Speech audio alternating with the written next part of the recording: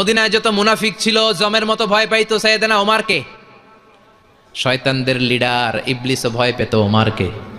বিশ্বনবী বলেন ওয়াল্লাযী নাফসি বিয়াদিহি, ওমর ওই সত্তার কসম যেই সত্তার হাতে আমার আত্মা, মা লাকিয়াকা শাইতানু সালিকান ফাজ্জান ইল্লা সালাকা ফাজ্জান গায়রা ফাজ্জিক। ওরে ওমর, শয়তান যদি তোমারে কোনো রাস্তায় দেখে, ইবলিস যদি তোমার কোনো রাস্তা দিয়ে হাঁটতে দেখে, ইবলিস ওই রাস্তা রেখে দিয়ে অন্য রাস্তা দিয়ে হাঁটে। ইবলিসও সাইয়েদনা ওমরে ফারুককে দেখলে, এই রাস্তা দিয়ে দেখলে ওর বাপের কি জীবনে এই রাস্তা দিয়ে হাঁটবে না, এই রাস্তা ধুইয়া ওই আরেক রাস্তা ধরবে, চিল্লায় পড়েন আল্লাহু আকবার। কাফেররা ভয় পেত, মুনাফিকরা ভয় পেত, শয়তান ভয় পেত, এমনকি বিশ্বনবীর বিবিরাও ভয় পেত। সুবহানাল্লাহ পড়েন। বিশ্বনবীর বিবিরা বিশ্বনবীরে ধরলেন, আমার এইটা কিনা দেন, ওইটা দেন। বিশ্বনবী কয় টাকা নাই, ক্ষমতা নাই, সামর্থ্য নাই, বেশি কথা কইলে তালাক নিয়ে যাও, তোমাদের চেয়েও সুন্দরী অনেক সতী সাধবী নারী আল্লাহ ব্যবস্থা করে দিবে। বিবিরা মাঝে মাঝে খুনসুটি করতো, নবীরে ধরতো, এটা নাই ওইটা নাই, এটা দেন।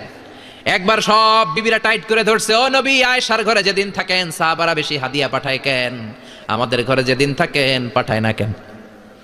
কালকে জুমার নামাজের পরে ঘোষণা দিবেন সবার ঘরে সমান সমান হাদিয়া। নবী কয় আমি হাইতান্ন। ও মিয়া, কে হাদিয়া দিবে, কটুক দিবে, এটা কি ইমাম সাহেবের কাজ? ইমাম সাহেবের বাসায় কে কোন দিন কি খাওয়াবে, কি গিফট দিবে, এটা তো কে যে গিফট দিবে তার ব্যাপার।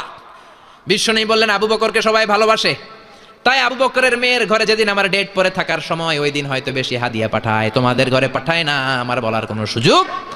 বিবিরা কয় না, আপনারে বলতেই হবে। নবী কয় আমি পারবো না, বিবিরা কয় পারবেন। ইন দ্য মিন টাইম দরজার উপর থেকে কে যেন সালাম দিল, আসসালামু আলাইকুম ওয়া রাহমাতুল্লাহ। বিশ্বনবী বললেন ওয়া আলাইকুম আসসালাম। বিশ্বনবী বুঝতে পারলেন সালামটা আমার ওমরের সালাম। বিশ্বনবী সালামের উত্তর দিয়ে বিবিদের দিকে তাকায় দেখে একটা বিবি ওর সামনে নাই, সব উদাও, ভ্যানিশ হয়ে গেছে। ওই যে ওমর, সুবহানাল্লাহ পড়বেন না? এই জন্য ওমরকে শয়তানও ভয় পেত।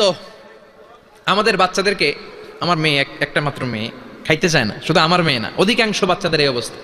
ওরা আম্মু দিক দিয়ে খাওয়ায়, আবার দৌড় দেয়, আবার আমি খাওয়াই, আবার কান্নাকাটি করে, বলে গল্প শোনাও, তাইলে খাবো। এখন গল্প শোনাইলেও খায় না।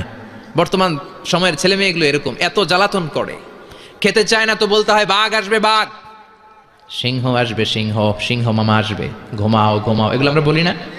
বড় দোষী আপনারা কি বলেন? বাচ্চা যদি না ঘুমায়, না খাইতে চায়, এগুলোই তো বলে। বাঘ আসবে, বিড়াল আসবে। মদিনাতে ওমরে ফারুক যখন খলিফা, মদিনার কোনো বাচ্চারা যদি না খেতে চাইতো, না ঘুমাইতে চাইতো, মদিনার মায়েরা বলতো তাড়াতাড়ি ঘুমাও, ওই যে ওমর আসতেছে, ওমর। আল্লাহু আকবার। কি শাসক ছিলেন সাইয়েদনা ওমর! সবাই সমান, উনার বিধান, উনার রীতি সবার জন্য সমান। মদ খাওয়ার অপরাধে নিজের কলিজার টুকরা ছেলে আবু শাহমাকে 80টা বেত মেরেছে। হাদিসটা দাঈফ, তবে শিক্ষা আছে আমাদের জন্য। 80টা বেত মেরেছে। এক রাওয়াতে পাওয়া যায় বেত মেরে ছেলেটাকে আহত করে ফেলেছে, আর এক রাওয়াতে পাওয়া যায় পিটাতে পিটাতে ছেলেটাকে দুনিয়া থেকে শেষ করে ফেলেছে। ছেলের মুখে গন্ধ পেয়েছে। আর শারিবতা খামরান, কিরে মদ খাইছস? কয় না বাবা, শারিব তো নাবিজ, আমি নাবিজ খেয়েছি। নাবিজ খাওয়া যায়। নাবিজ হচ্ছে রাত্রেবেলা আরবরা দুধের মধ্যে শক্ত খুরমা ছেড়ে দেয়। 1 কেজি দুধের মধ্যে 10টা শক্ত খুরমা ছেড়ে দিলে সকালবেলা দুধের কালারটা সাদা থাকে না, শক্ত খুরমার রস টেনে ওটা লাল হয়ে যায়, খেতে বড় মজা, এটাকে বলে নাবিজ। কিন্তু সকালেই খেতে হবে। ওইটারে যদি 3 দিন জমায় রাখেন, 4 দিন জমায় রাখেন, ওইটাও গাঞ্জা হয়ে যাবে, ওইটাও তারি হয়ে যায়, মদ হয়ে যায়। সাইয়েদনা ওমরের ছেলে এই কাজ করেছেন, একটু তারির স্বাদ নেয়ার জন্য 4 দিন রেখে দিয়েছে।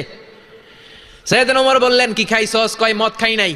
নাবিজ খাইছস? এদিকে আয়, ইফতাহ ফামাক, মুখ খোল। হা করার পরে মুখের সামনে নাক নিয়ে গন্ধ দেখে, মদের গন্ধ, কলারটা ধরে মসজিদে নববীতে নিয়েছেন। ইন দ্য মিন টাইম মসজিদে নববীতে জোহরের নামাজ হয়। নিজের ছেলেকে মসজিদে নববীর উস্তুয়ানা বলে, উস্তুয়ানাতু মসজিদুন নববী, মসজিদে নববীর পিলারে বেঁধেছেন। যেহেতু উনি খলিফা, মসজিদে নববীর ইমাম, জোহরের নামাজের ইমামতি করলেন। সালাম ফিরালেন, আসসালামু আলাইকুম ওয়া রাহমাতুল্লাহ, আসসালামু আলাইকুম ওয়া রাহমাতুল্লাহ। সালামের পর বললেন মাকানাকুম ইনদানা হাদ, সুন্নতের পর বসে যাবেন, আমাদের একটা হদ আছে। আল্লাহর দেয়া যে বিধান, বিচার, এটাকে আরবিতে বলে হাদ, প্লুরাল হচ্ছে হুদুদ। আমাদের হুদুদ আছে, মানে গুরুদণ্ড আছে, বসবেন। হাজার হাজার মানুষ সবাই ওযু করে যখন ঢুকতেছিল, দেখে আবু শামা পিলারে বাঁধা। সবাই তো আশ্চর্য, কি আজীব তামাশা, প্রেসিডেন্টের পোলা বাঁধা। নামাজের পরে বাইরে আসার পরে হাজার হাজার মানুষ তাকিয়ে আছে। কানাঘুষা শুরু হয়ে যায়। সবাই বলে কি হয়েছে? ওমর কয় আমার টানাটানি করা যাবে না। এই যে থামেন থামেন, এখন টানলে কি হবে আমি জানি, খুব বিশৃঙ্খলা হবে। দাঁড়ায় শোনেন, দাঁড়ায় শুনলে ডবল সওয়াব। আমি চলে গেলে এরপরে আপনারা টানাটানি করে ঢুকায়েন। কথা শুনতেছেন তো? মনোযোগ আছে? লোকদের মধ্যে কানাঘোষা। প্রেসিডেন্টের ছেলে, কেউ কয় ওমর মনে হয় মারবে না, যেহেতু নিজের ছেলে তো একটু ধমকি টমকি দিয়ে ছেড়ে দিবে। কেউ কেউ বলে না, ওমর তো এত সহজ মানুষ না, মদের বিচার তো 80টা বেদ, মনে হয় 40টা মারবে। কেউ কয় না 80টাই মারবে। ওমর চেয়ারে বসে জল্লাদরে ডাকলেন, বললেন ইবদা বিসমিল্লাহ, নে চাবুক শুরু কর। বাইতুল মাল থেকে শক্ত সাইজের একটা চাবুক আনবি। জল্লাদ চাবুক এনে দাঁড়ালেন। ওমর বললেন ইবদা বিসমিল্লাহ, শুরু কর। জল্লাদ মারতে শুরু করেছে। ওয়াহেদ, ইতনাইন, তালাতা, 3টা মারার পরে এক থাপ্পড় মেরে জল্লাদকে 3 হাত দূরে ফেলে দিলেন। ধমক দিয়ে বললেন তুই চাবুক মারস নাকি চাকরি বাসাস?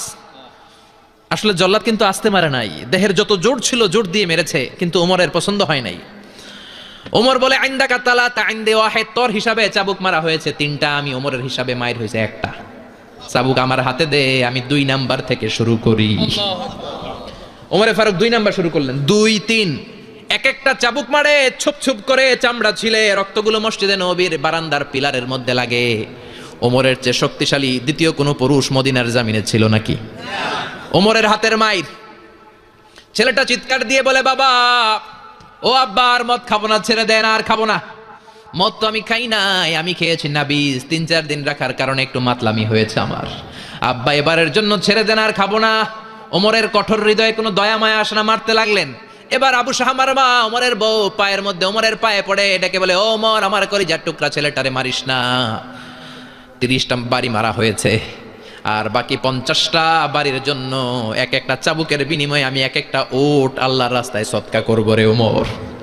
সাইয়েদনা ওমর বলে, আরে নিয়ে যাও।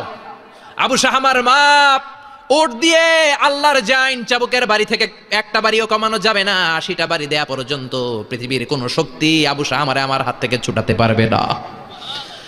আবু শাহমার মা কাঁদতে লাগলো। ওমরের মনে দয়া মায়া হয় না। 40টা বাড়ি মারার পরে ছেলে বেহুশ, 50টা মারার পরে আবু শাহমা দুনিয়া থেকে শেষ। সবাই নিস্তব্ধ, নীরবতা, পিন ড্রপ সাইলেন্ট, পিন পতন নীরবতা। রাগে তখনও গড়গড় করছে ওমর। সাইয়েদনা ওমর বললেন, গোসল দে, জানাজা দে, কবর দে। কবর দেওয়ার পরে ওই কবরের উপর 51 নাম্বার থেকে মারা শুরু করলেন। 52, 53, 60টা, 70টা, 80টা চাবুকের বাড়ি কবরের মধ্যে বিশাল বিশাল বড় বড় বাড়ি মেরে আঘাত করে আল্লাহরে ডেকে বললেন, আল্লাহ, আমার ছেলে হওয়ার কারণে, প্রেসিডেন্টের ছেলে হওয়ার কারণে আমি পার্সিয়ালিটি করি নাই, একটা চাবুকের বাড়িও কম দেই নাই। কিয়ামতের দিন তুমি আমার জালিমদের কাতারে দাঁড় করাতে পারবা না। আল্লাহু আকবার। ওই ওমরের শাসন যদি দেশে থাকতো, দেশটারে মদিনা বানাইতো কে? এখন রিকশাওয়ালার পোলার জন্য এক নিয়ম, প্রধানমন্ত্রীর পোলার জন্য আরেক নিয়ম, কুলিওয়ালা ঠেলাওয়ালার জন্য এক নিয়ম, প্রেসিডেন্টের মেয়ের জন্য আরেক নিয়ম। জোরে বলেন ঠিক কিনা? সবার জন্য যদি এক নিয়ম হতো, চুরি করলে যদি হাত কাটা হতো, জিনা করলে যদি পাথর মেরে গর্দানটা উড়িয়ে দেয়া যেত, বাংলার জমিনে আর কোনো চোর আর জিনাখোর পাওয়া যেত না। চুরি করলে হাত কাটো কার আইন? তবে এটা কলা চোর, মুরগি চোর, ডাব চোর, আম চোর না। যেই চোরগুলো একটা কলমের সিগনেচারের খোঁচায় দেশের 1000 কোটি টাকা মেরে দেয়, ওই চোরদের হাত আগে কাটতে হবে। যেরকম টিকিরা এক কলমের খোঁচায় শেয়ার বাজার খাইয়া ফেলায়, হলমার্ক খাইয়া ফেলায়, দেশের টাকা সুইজারল্যান্ডে পাঠায়, ওই চোরগুলার হাত। জোরে বলেন ঠিক কিনা? এজন্য বিশ্বনবী বলতেন, আসাদুহুম ফি আমরিল্লাহি উমর। আল্লাহর দিন বাস্তবায়নে সবচেয়ে কঠোর সাহাবী ছিলেন ওমর। আবু বকর ছিলেন নরম, ওমরের মেজাজকে গরম বানাইছে কে?